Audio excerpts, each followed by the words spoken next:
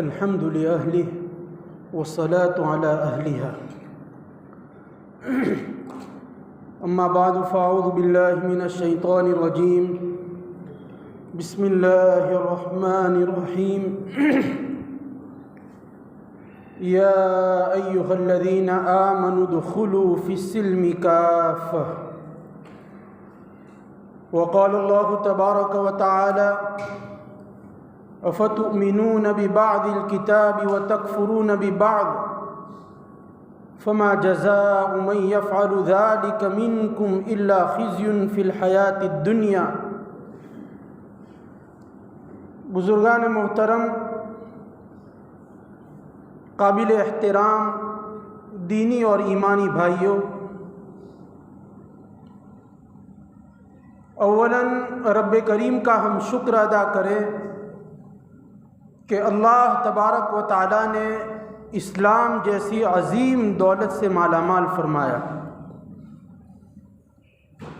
قرآن مجید کے 17ویں پارے میں اللہ تبارک و تعالیٰ فرماتے ہیں ملت ابیکم ابراہیم هو سماکم المسلمین، کہ ملت ابراہیمی کا اتباع کرو، اور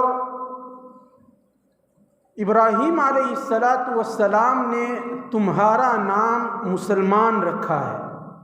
هو سماکم المسلمین، کہ یہ جو تم کو مسلمان کہا جاتا ہے، یہ نام کسی عام آدمی نے نہیں رکھا، کسی عام مسلمان نے یہ نام نہیں رکھا، بلکہ یہ نام جو رکھا گیا ہے هو سماکم المسلمین۔ اللہ تعالیٰ فرماتے ہیں کہ یہ نام ابراہیم علیہ السلام نے رکھا ہے۔ مسلمان کس کو کہا جاتا ہے؟ اللہ کی وحدانیت پر ایمان رکھنے والا، رسول کی رسالت کو ماننے والا، یوم آخرت کو ماننے والا، اس پر ایمان رکھنے والا، اس کا یقین رکھنے والا، اللہ تعالیٰ کی کتابوں پر یقین رکھنے والا، ملائکہ پر ایمان رکھنے والا، اس کو مسلمان کہا جاتا ہے۔ مسلمان جو ہے ہر دور میں 3 قسم کے ہوتے ہیں۔ ہر مسلمان ہر دور کے اندر اللہ کے رسول صلی اللہ علیہ وسلم کے زمانے سے لے کر آج تک 3 قسم کے مسلمان ہوتے ہیں۔ پہلی قسم کے مسلمان تو وہ ہیں جو 100% مسلمان، حقیقی مسلمان، واقعی مسلمان، وہ اسلام میں وہ خود داخل نہیں ہوتے بلکہ اسلام ان کے اندر داخل ہو جاتا ہے۔ الفاظ کو آپ دیکھیے کہ وہ خود اسلام میں داخل نہیں ہوتے بلکہ اسلام ان کے اندر داخل ہو جاتا ہے۔ 100% مسلمان ہوتے ہیں، وہ تقوی والے ہوتے ہیں، طہارت والے ہوتے ہیں، تربیت اپنی کی ہوئی ہوتی ہے، اپنے دامن کو بالکل صاف ستھرا رکھتے ہیں، اللہ پر اعتماد ہوتا ہے، اللہ پر توکل ہوتا ہے، اعلاء کلمت اللہ کا جذبہ ہوتا ہے، اور ہر چیز کو وہ برداشت کر لیتے ہیں لیکن اسلام کا نام خراب نہیں کرتے۔ اپنی ذات پر جو بھی کچھ ہو رہا ہو، ان کی عزتوں سے کھیلا جا رہا ہو، ان کے نام کو خراب کیا جا رہا ہو، ان کے نام کو بدنام کیا جا رہا ہو، ہر چیز کو وہ گوارا کر لیں گے لیکن اسلام پر آنچ نہیں آنے دیں گے۔ یہ پہلی قسم کے مسلمان ہیں۔ یہ جو پہلی قسم کے مسلمان ہیں، مرد بھی ہوتے ہیں، بوڑھے بھی ہوتے ہیں، نوجوان بھی ہوتے ہیں اور عورتیں بھی ہوتی ہیں۔ ان کی خواہشات بہت ہی پاک ہوتی ہیں، ان کے جذبات بہت ہی اعلیٰ ہوتے ہیں، ان کے دل کے چونچلے جو ہوتے ہیں وہ اسلام اور اسلام کی بلندی کے لیے وقف ہوتے ہیں۔ اور میں نے پہلے ہی کہا کہ مسلمان کہ تینوں قسمیں جو ہے وہ اللہ کے رسول کے زمانے سے لے کر آج تک ہوتی ہے۔ تو یہ جو پہلی قسم میں نے بیان کی، پہلی قسم کے مسلمان اللہ کے رسول کے زمانے میں تھے۔ حضرت ابوبکر صدیق رضی اللہ تعالیٰ عنہ، جنہوں نے سب سے پہلے اسلام قبول کیا اور جنہوں نے سب سے پہلے ایمان قبول کیا، حضرت صدیق اکبر رضی اللہ تعالیٰ عنہ سے لے کر جو آخری صحابی جو اللہ کے رسول کے ہاتھ کے اوپر ایمان لایا، سب کے سب جو ہے وہ پہلی قسم کے مسلمان تھے۔ مثال کے طور پر پہلی قسم کے مسلمان جو میں نے ان کا تعارف آپ کے سامنے کروایا، اس میں 2-3 مثالیں میں بیان کر دوں، اور یہ بھی آپ سے کہہ دوں کہ آج کے دور میں بھی پہلی قسم کے مسلمان ہے، لیکن صرف 2 جگہ کے اوپر ہے، 2 مقامات کے اوپر ہے، ہر جگہ نہیں ہے، 2 مقامات کے اوپر ہے، اور اس کی نشاندہی بھی کی جائے گی۔ لیکن اللہ کے رسول کے زمانے میں سب کے سب صحابہ جو ہے وہ پہلی قسم کے مسلمان، تقوی والے، طہارت والے، توکل والے، اور عدالت ان کے اندر، صداقت ان کے اندر، عدل و انصاف کا بول بالا چاہتے ہیں، کسی پر ظلم نہیں کرتے، مظلوم کی نصرت کرتے ہیں، اور تمام کے تمام خیر کے کام ان کے اندر پائے جاتے ہیں۔ مثال کے طور پر حضرت مصعب بن عمیر رضی اللہ تعالیٰ عنہ، مصعب بن عمیر رضی اللہ تعالیٰ عنہ معلم مدینہ ہیں، سب سے پہلے مدینہ اللہ کے رسول نے ان کو بھیجا تھا۔ انہوں نے اسلام قبول کیا مکہ المکرمہ میں۔ بہت ہی ان کا باپ جو تھا مصعب رضی اللہ تعالیٰ عنہ کا بہت مالدار تھا، حالت کفر میں اس کا انتقال ہو گیا۔ اس کے بعد جو وراثت آئی وہ ظاہر ہے کہ بیٹے مصعب کے پاس آنی چاہیے تھی، لیکن یہ تو مسلمان ہو گئے، مومن ہو گئے تھے، موحد ہو گئے تھے۔ تو چچا نے یہ کہا کہ اے مصعب، تو نے اپنے باپ کے مذہب کو چھوڑا ہے، لہذا تجھے باپ کی ملکیت میں سے ایک ذرہ بھی تجھے نہیں ملے گا، میراث میں اور مال میراث کے اندر ذرہ برابر بھی ایک چیز تیرے لیے استعمال کرنے کی گنجائش نہیں ہے۔ اور مصعب ابن عمیر کے بارے میں آتا ہے کہ 200 درہم کا ایک جوڑا پہنتے تھے، 200 درہم کا اس وقت، اور ان کا جو کپڑا بن کے آتا تھا وہ شام سے بن کے آتا تھا، اور ہر وقت خوشبو کے اندر معطر رہتے تھے۔ ہر وقت جب کسی گلی میں سے گزرتے تھے تو لوگ خوشبو سے ہی پہچان لیتے تھے اور کہا کرتے تھے کہ وہ مصعب ابن عمیر جا رہا ہے، یہ اس کے عطر کی خوشبو ہے۔ ناز و نعم کے اندر پرورش ہوئی تھی، مال و متاع اور گھر جو ہے وہ بالکل فراوانی، ہر قسم کی چیزیں بھری ہوئی تھی۔ لیکن جب مسلمان ہوئے ہیں، اسلام قبول کیا ہے، تو چچا نے ان کو یہ کہا کہ باپ کے مال میں سے ایک چیز بھی تیرے لیے نہیں ہے، کوئی چیز کا اختیار تجھے نہیں ہوگا۔ تو چچا نے کہا، تو حضرت مصعب ابن عمیر نے کہا کہ ٹھیک ہے، میں کوئی چیز استعمال نہیں کروں گا۔ تو اس نے یہ کہا کہ ٹھیک، کوئی چیز بھی استعمال نہیں کرنی اور ساتھ میں تجھے گھر کے اندر بھی داخلہ نہیں ہوگا۔ جیسا آذر نے حضرت ابراہیم علیہ السلام کو کہا تھا کہ وَہْجُرْنِی مَلِيًّا، میری نظروں سے اوجھل ہو جا، میری نظروں سے دفع ہو جا، میرے گھر کے اندر مت آنا، میرے شہر سے تو نکل جا بِعَيْنِهِ۔ ان کے چچا نے حضرت مصعب ابن عمیر رضی اللہ تعالیٰ عنہ کو یہ کہا، وہ یہ سمجھ رہا تھا کہ یہ مصعب ناز و نعم کے اندر پلا ہوا ہے، نعمتیں دیکھی ہوئی ہے، مال کا ڈھیر دیکھا ہوا ہے، ہر وقت خوشبو استعمال کرتا تھا، 200 درہم کا کپڑا پہنتا تھا، عقل ٹھکانے آ جائے گی اگر میں نے اس کو گھر سے نکلنے کے لیے کہہ دیا۔ لیکن ان کے قلب کے اندر اسلام جاگزی ہو گیا تھا، پیوست ہو گیا تھا، تو انہوں نے یہ کہا کہ ٹھیک ہے، میں گھر سے نکلنے کے لیے تیار ہوں۔ وہ تو اور گرم ہو گیا چچا۔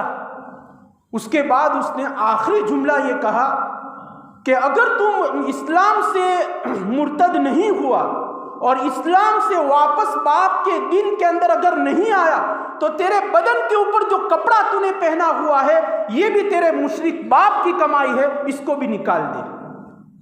مصعب ابن عمیر نے اس کو بھی نکال دیا، اور برہنہ بدن، مادر ذات برہنہ اللہ کے رسول صلی اللہ علیہ وسلم کی خدمت میں گئے ہیں۔ اللہ کے رسول کے پاس جانے سے پہلے اپنی ماں کے پاس گئے، برہنہ بدن تھے، بدن کے اوپر کوئی کپڑے نہیں تھے۔ ماں نے پوچھا کہ کیا ہوا؟ بیٹے نے کہا کہ میں موحد ہو گیا ہوں، میں مومن ہو گیا ہوں، اور چچا نے اس طرح کہا ہے۔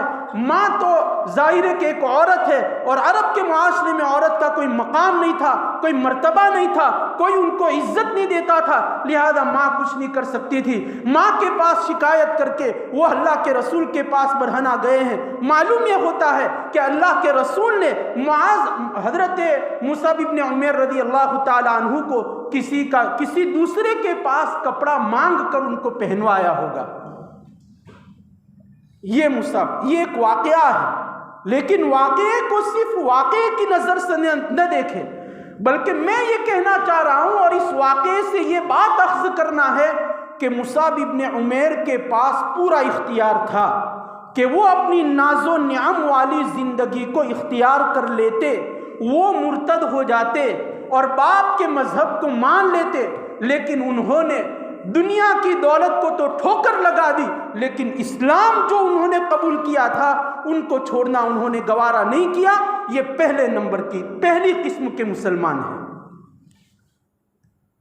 جب مدینہ چلے گئے اور غزوہ احد میں ان کا انتقال ہوا، اب تصور کیجئے کہ جو آدمی 200 درہم کا کپڑا پہنتا تھا اور شام سے بن کر آتا تھا، جب غزوہ احد میں انتقال ہوا، اور شہید کے بارے میں مسئلہ شرعی یہ ہے کہ اس کے بدن کے اوپر جو کپڑا ہوتا ہے اسی کپڑے میں ان کو دفن کیا جاتا ہے، ان کو الگ سے کوئی کفن نہیں پہنایا جاتا۔ تو حضرت مصعب ابن عمیر کے بدن کے اوپر ایک چادر تھی، وہ چادر جب سر کے اوپر ڈالی جاتی تو پیر کھل جاتے تھے، جب پیر کے اوپر ڈالی جاتی تو سر کھل جاتے تھے، سر کھل جاتا تھا۔ اللہ کے رسول صلی اللہ علیہ وسلم کو اطلاع دی گئی، اللہ کے رسول نے فرمایا کہ بھئی سر کو جو ہے وہ ڈھانپ دیا جائے اور ان کے پیر کے اوپر گھاس ڈال دی جائے۔ وہ مصعب ابن عمیر کہ جو ہمیشہ خوشبو میں معطر رہا کرتا تھا اور جو اچھا سے اچھا کپڑا پہنتا تھا اور جس کی ناز و نعم کے چرچے مکہ المکرمہ کی گلیوں میں تھے، لیکن اسلام کے لیے انہوں نے تمام کے تمام چیزوں کو جو ہے وہ ترک کر دیا۔ بے شمار واقعات ایسے ہیں کہ صحابہ نے اپنی تمام چیزیں اسلام کے لیے وقف کر دی تھی، لیکن اسلام پر آنچ نہیں آنے دیا۔ خباب ابن الارت رضی اللہ تعالیٰ عنہ پیشے کے اعتبار سے لوہار تھے، بہت ہی عمدہ کام کیا کرتے تھے، مناسب اجرت لیا کرتے تھے۔ جب وہ مسلمان ہو گئے اور جب وہ مومن ہو گئے، صرف سوچئے، صرف تصور کیجئے کہ ایک زندہ آدمی کو آگ کے انگارے کے اوپر لٹایا جا رہا ہے، آگ کے انگارے کے اوپر۔ ہمارے بدن کو یا ہمارے بدن کے کسی جز کو اگر ایک چنگاری اگر لگ جاتی ہے تو ہم آہو واویلا کر دیتے ہیں، لیکن خباب ابن الارت رضی اللہ تعالیٰ عنہ کی استقامت پر قربان جائیے، سلام ہے ان کی استقامت کو کہ ان کو تپتے ہوئے انگاروں کے اوپر لٹایا گیا، اور اس انگارے کی گرمی کی وجہ سے جو کمر کی جو چربی تھی وہ چربی جو ہے وہ پگھلی ہے، اور اس چربی پگھلنے والی چربی کی وجہ سے وہ انگارے ٹھنڈے ہوئے ہیں، اور جو ہے لیکن اسلام کو انہوں نے ترک نہیں کیا، حالانکہ رخصت پر عمل کرنے کی ان کو اجازت تھی۔ اسلام کا قاعدہ یہ ہے کہ اگر ظالم اور کافر اگر تم کو مجبور کرتا ہے کلمہ کفر پر بولنے کے لیے اور جان سے مار ڈالنے کے لیے کہتا ہے تو تمہارے لیے پورا اختیار ہے کہ تم کلمہ کفر اپنی زبان سے کہہ دو، لیکن قلب جو ہے وہ مطمئن بالایمان، ایمان کے اوپر قلب مطمئن ہونا چاہیے، لیکن نہیں۔ خباب بن الارت رضی اللہ تعالیٰ عنہ، تو یہ دو واقعے میں نے سنائے، دونوں واقعے جو ہے وہ پہلی قسم کے مسلمان ہیں۔ اب ایک عورت کا واقعہ سن لیجئے، حضرت سمیہ رضی اللہ تعالیٰ عنہ، پہلی قسم کی مسلمان۔ اسلام کے لیے اگر کسی کی شہادت ہوئی ہے اور اسلام کے آنے کے بعد اگر روئے زمین کے اوپر اگر شہادت کا قطرہ اگر گرا ہوا ہے تو وہ ایک عورت حضرت سمیہ رضی اللہ تعالی عنہا کا گرا ہے۔ سب سے پہلے اگر کسی کو شہید کیا گیا تو وہ حضرت سمیہ ہے۔ کس طرح تڑپا تڑپا کر ابو جہل نے ان کو مارا ہے۔ کیا کہتا تھا؟ چھوٹا سا بت لے کر آتا تھا، چھوٹا سا، اور ان کو یہ کہا کرتا تھا، حضرت یاسر جو ان کے شوہر تھے ان کو، اور حضرت سمیہ کو، اور ان کے بیٹے عمار ابن یاسر کو یہ کہا کرتا تھا کہ صرف ایک مرتبہ بول دو کہ یہ بھی معبود بننے کی طاقت رکھتا ہے، یہ بھی جو ہے اس کی بھی عبادت کی جا سکتی ہے۔ حضرت عمار ابن یاسر رضی اللہ تعالیٰ عنہ نے تو بول دیا، رخصت پر عمل کر لیا، اس لیے کہ قلب جو ہے وہ ایمان پر مطمئن تھا، لیکن سمیہ کی استقامت، سمیہ کی پامردگی، سمیہ کے جو ہے وہ استقامت کے اندر ذرہ برابر جنبش نہیں آئی، اور انہوں نے کہا کہ کچھ بھی ہو جائے لیکن میں یہ جملہ نہیں بول سکتا۔ حضرت سمیہ رضی اللہ تعالیٰ عنہ کو جو شہید کیا ہے، بولتے ہوئے بھی جھجک محسوس ہو رہی ہے کہ اس نے برچھا لیا اور حضرت سمیہ کی شرمگاہ کے اوپر اتنا زور سے مارا ہے کہ اس اللہ کی بندی کی جان نکل گئی۔ اور الامان والحفیظ، اللہ تعالی ہمیں عافیت عطا فرمائے، ہر وقت عافیت کی دعا کرنی چاہیے۔ حضرت یاسر رضی اللہ تعالی عنہ کی جو شہادت ہوئی ہے کہ 4 موٹے سانڈ اونٹ 4 منگوائے، ایک اونٹ کے ساتھ ایک ہاتھ باندھ دیا، دوسرے اونٹ کے ساتھ دوسرا ہاتھ باندھ دیا، تیسرے اونٹ کے ساتھ ایک پیر باندھ دیا، چوتھے اونٹ کے ساتھ ایک پیر باندھ دیا، اور چاروں کو الگ الگ سمتوں کے اندر دوڑا دیا، اور ان کے جسم کے پرخچے اڑ گئے اور ان کا انتقال اور شہادت ہو گئی۔ دیکھیے یہ پہلی قسم کے مسلمان ہیں، پہلی قسم کے، اسلام کے لیے اپنی جان تک گوا دی۔ عزت کیا چیز ہے، عہدہ کیا چیز ہے، دکان کیا چیز ہے، مال و منال کیا چیز ہے، کھیت کیا چیز ہے، پیداوار کیا چیز ہے، اولاد کیا چیز ہے، لیکن اسلام کے اوپر انہوں نے آنچ نہیں آنے دی، جان تک جو ہے وہ اسلام کے لیے دے دی۔ تو یہ پہلی قسم کے مسلمان۔ نمبر 2، دوسری قسم کے مسلمان کون ہیں؟ دوسری قسم کے مسلمان بھی ایسے ہی ہوتے ہیں جیسے پہلی قسم کے مسلمان ہیں، تقوی والے، طہارت والے، اللہ تعالیٰ کے برگزیدہ بندے، اللہ تعالیٰ کے مقرب بندے، طہارت، نظافت، عدالت، صداقت، انصاف، عدل، تمام چیزیں ان کے اندر ہوتی ہے، لیکن ان کے اندر کوئی ایک کمزوری ہوتی ہے، ظاہری کمزوری، یا تو بدن کے اعتبار سے معذور ہوتے ہیں، ہاتھ کٹا ہوا ہے، پیر کٹا ہوا ہے، یا کوئی اور معذوری ہے، تو وہ کارنامے انجام نہیں دے سکتے جو کارنامے پہلی قسم کے مسلمان دیتے ہیں۔ ان کے جذبات بھی وہی ہے جو پہلی قسم کے مسلمان کے جذبات ہیں، لیکن ظاہری اعتبار سے ان کے اندر کوئی کمی ہوتی ہے۔ لیکن کبھی کبھار یہ دوسری قسم کے لوگ بھی پہلی قسم کے جو مسلمان ہیں ان کی طرح کے کارنامے انجام دے دیتے ہیں۔ مثال کے طور پر حضرت عمرو ابن جموح رضی اللہ تعالیٰ عنہ، عمرو ابن جموح رضی اللہ تعالیٰ عنہ، احد کا میدان ہے اور اللہ کے رسول اس طرح بیٹھے ہوئے ہیں اور صحابہ میدان احد کے اندر جا رہے ہیں جہاد کرنے کے لیے۔ عمرو ابن جموح لنگڑے تھے، ان کا پیر نہیں تھا، تو وہ بھی لکڑی کے سہارے آئے اللہ کے رسول کے پاس اور آ کر کہنے لگے کہ اللہ کے رسول مجھے بھی احد کے میدان میں جانے کی اجازت دیجیے، میں بھی جا کر جہاد کرنا چاہتا ہوں۔ اللہ کے رسول نے شرعی مسئلہ بیان کیا کہ دیکھو عمرو، تم اپنے گھر چلے جاؤ، اللہ تعالیٰ نے تمہارے اوپر سے فرض جہاد کے اندر شرکت کی جو فرضیت ہے وہ منسوخ کر دی ہے، تم اگر گھر پر بھی بیٹھے رہے تو تم کو جہاد کا ثواب مل جائے گا، اس لیے کہ تم معذور ہو، اس لیے کہا کہ تم چلے جاؤ۔ اسی دوران ان کا بیٹا آ گیا، بیٹے نے کہا کہ اے اللہ کے رسول آپ نے ٹھیک کہا، والد صاحب بوڑھے ہو چکے ہیں اور لنگڑے بھی ہیں، معذور ہیں، ان کو گھر بھیج دو، مجھے جانے کی اجازت دو۔ اللہ کے رسول نے کہا کہ ٹھیک ہے تم جاؤ۔ عمرو ابن جموح، داڑھی سفید ہو چکی ہے، سر کے بال سفید ہو چکے ہیں، بوڑھے ہو چکے ہیں، اور ہاتھ کے اندر لکڑی ہے، ایک پاؤں کٹا ہوا ہے، رو رہے ہیں۔ کہ اللہ کے رسول یہ اچھا لگتا ہے کہ بیٹا میدان جہاد میں جائے اور باپ جو ہے وہ بزدلی کے ساتھ گھر میں بیٹھا رہے؟ یہ کوئی اچھی بات ہے؟ مجھے بھی جانے کی اجازت دیجیے۔ اور فرمایا کہ میں صرف اس لیے جانا چاہتا ہوں کہ قیامت کے دن اللہ تعالیٰ جب پوچھے گا کہ عمرو میرے لیے کیا کر کے آئے ہو، میرے دین کے لیے کیا کر کے آئے ہو، تو میں کہوں گا کہ اللہ ایک پاؤں کے اوپر اور لنگڑا اور معذور ہونے کے باوجود بھی میں جہاد میں گیا تھا اور جہاد میں شہادت لے کر آیا ہوا۔ تو دیکھیے معذور ہے لیکن جانا انہوں نے وہ جہاد کے اندر چلے گئے، تو یہ دوسری قسم کے مسلمان ہیں۔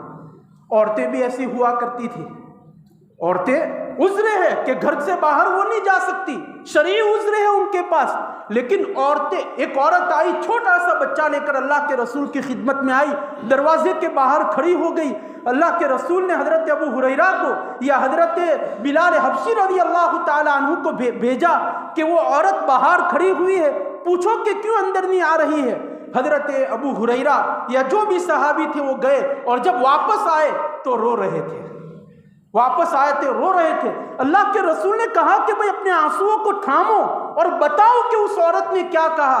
اس عورت نے یہ کہا کہ بھئی اللہ کے رسول صلی اللہ علیہ وسلم نے اعلان کیا ہے کہ ہر مسلمان کے گھر میں سے ایک آدمی کا اللہ تعالیٰ کے راستے میں نکلنا ضروری ہے۔ میرا شوہر بھی شہید ہو گیا اللہ کے راستے میں، میرا باپ بھی شہید ہو گیا، میرا بیٹا بھی شہید ہو گیا، یہ ننھا منا میرا بیٹا ہے، اسی کو قبول کر لیجئے۔ تو دیکھیے یہ دوسری قسم کے، پہلی قسم وہ ہو گئی اور یہ دوسری قسم کے مسلمان ہیں جن کے جذبات ایسے ہیں، جو ظلم نہیں کرتے، جو عدل کرتے ہیں، جو انصاف کا بول بالا چاہتے ہیں۔ اگر کسی پر ظلم کیا جا رہا ہے تو ظالم کا ہاتھ پکڑتے ہیں اور مظلوم کی نصرت اور مدد کرتے ہیں۔ اس زمانے میں بھی دو قسم کے لوگ ایسے ہیں جو دو جگہ کے لوگ ایسے ہیں جو پہلی قسم سے تعلق رکھتے ہیں۔ ایک فلسطین کے لوگ جہاں پچھلے 50 سال سے لڑائی چل رہی ہے، حالت جنگ کے اندر ہے پچھلے 50 سال سے، معمولی وقفہ نہیں ہے۔ اور افغانستان کے لوگ پچھلے 40 سال سے یہ لوگ حالت جنگ میں ہیں، سب چیز انہوں نے گوارا کر لی، سب چیز، لیکن ایک جگہ کے لوگ بیت المقدس کی حفاظت کے لیے اور ایک جگہ کے لوگ اسلامی شریعت کے نفاذ کے لیے کوئی سودا کرنے کے لیے تیار نہیں ہے۔ پورا عالم کفر اور پوری دنیا کفر الٹی لٹکی ہوئی ہے، 50 سال سے ان کے اوپر بمباری کر رہی ہے، لیکن ان میں سے کوئی فرد ایسا نہیں ہے کہ جو ان کے ساتھ کوئی سودا کر لے۔ یہ حالانکہ فلسطین جو حالت جنگ میں کیسی گھیرا بندی کی ہوئی ہے، ایک چاکلیٹ نہیں جا سکتی، ایک بریڈ کا پاکٹ نہیں جا سکتا، وہاں پر کوئی چیز وہاں کھانے کے لیے باہر سے نہیں جا سکتی، لیکن انہوں نے کیا کارنامہ انجام دیا ہے۔ پچھلے کچھ دنوں کے اندر 22,000 لڑکیاں حافظ ہوئی، 22,000 لڑکیاں، لڑکوں کی بات نہیں کر رہا ہوں، 22,000 لڑکیاں حافظ ہوئی ہیں۔ وہ لوگ جب میدان حشر میں، قیامت کے میدان میں جب کھڑے ہوں گے تو ہم تو اپنا چہرہ ان کو نہیں دکھا سکتے، اللہ کے رسول کو کیا دکھا پائیں گے۔ تیسری قسم کے لوگ کون ہیں؟ تیسری قسم کے لوگ تو وہ ہے کہ جو مفاد پرست ہیں، مفاد پرست، فائدہ، ہر چیز میں اپنا فائدہ تلاش کرتے ہیں۔ دنیا سے محبت ہوتی ہے، دکان سے محبت ہوتی ہے، مال سے محبت ہوتی ہے، اولاد سے محبت ہوتی ہے، بیوی سے محبت ہوتی ہے، اپنی جائیداد سے محبت ہوتی ہے، اور ہر چیز سے محبت ہوتی ہے۔ تمام کے تمام چیزوں کو حاصل کرنے کے لیے اسلام کو داؤں پر لگا دیں گے، شرعی مسئلے کو داؤں پر لگا دیں گے، لیکن اپنا فائدہ حاصل کرنا ہے۔ میں اپنا تجزیہ کرتا ہوں، آپ اپنا تجزیہ کیجئے، کسی دوسرے کا تجزیہ نہ کرے، کسی دوسرے کا تجزیہ کرنا حرام ہے۔ ہم اپنا تجزیہ کریں کہ میں پہلی قسم سے ہوں کہ دوسری قسم سے ہوں کہ تیسری قسم سے ہوں۔ الا ماشاء اللہ، الا ماشاء اللہ، جو حالات ہے وہ ہمیں بتا رہے کہ سب تیسری قسم کے لوگ ہیں۔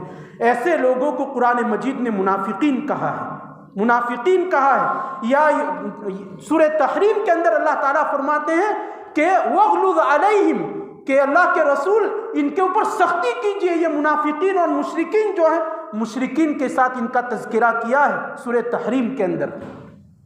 اور جو میں نے آیت کریمہ تلاوت فرمائی اس میں تو ہمارا پورا نقشہ کھینچا ہوا ہے۔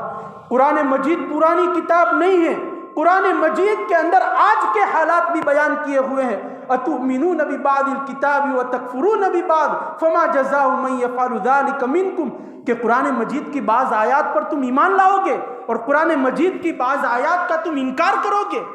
نماز، قرآن مجید کہتا ہے کہ نماز پڑھو، نماز پڑھیں گے۔ قرآن مجید کہتا ہے کہ زکوٰۃ دو تو زکوٰۃ بھی دیں گے۔ قرآن مجید کہتا ہے کہ روزہ رکھو، روزہ بھی رکھیں گے۔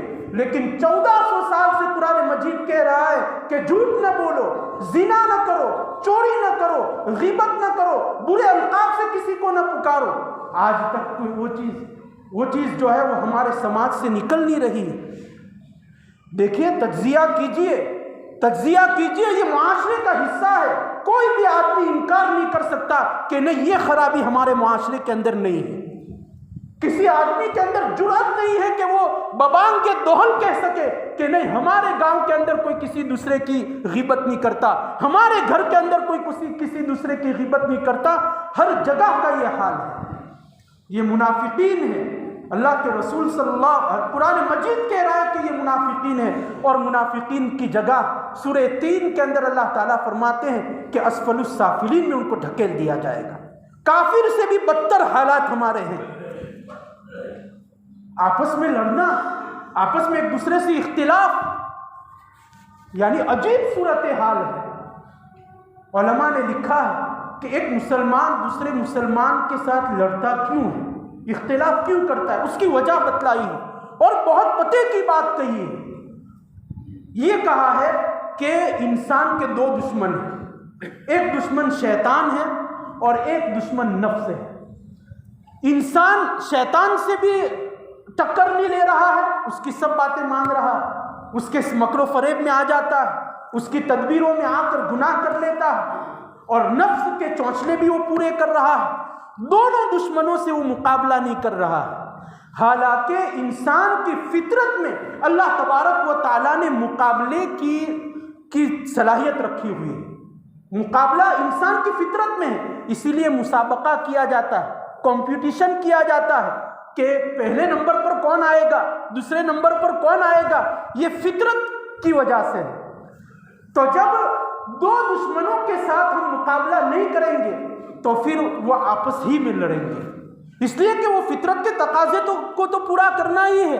جس طرح ہم پیشاب کے تقاضے کو پورا کرتے ہیں، پاخانہ کے تقاضے کو پورا کرتے ہیں، تو یہ مقابلہ کرنا اور دشمن کو شکست دے کر خوش ہونا، یہ انسان کی فطرت ہے، یہ انسان کی فطرت ہے۔ تو پھر آپس میں مسلمان جو ہے وہ لڑتا ہے، حالانکہ اس کے 2 جو بنیادی دشمن ہے، اگر وہ اس کے ساتھ لڑنا شروع کر دے تو مسلمان جو ہے وہ آپس میں نہیں لڑے گا۔ تو الغرض کہنے کا مطلب یہ ہے کہ ہمیں ہوش کے ناخن لینے ہیں۔ معمولی زمانہ نہیں ہے، بہت ہی سنجیدہ زمانہ ہے۔ سنجیدگی کے ساتھ ہمیں سوچنا ہے کہ ہمیں اس زندگی، اس ایام کے اندر حالات بدتر سے بدتر ہوتے جا رہے ہیں اور آئندہ اور خراب ہوں گے۔ میں آپ کو بتلاتا کہ یہ جو وائرس آیا ہے اس کو کسی کی چال نہ سمجھے کہ یہ چائنا کی چال ہے۔ امریکہ کہہ رہا ہے کہ یہ چائنا دوسرے ممالک میں منڈی لانے کے لیے اور بازاروں کو ٹھپ کرنے کے لیے یہ صورت لایا ہے۔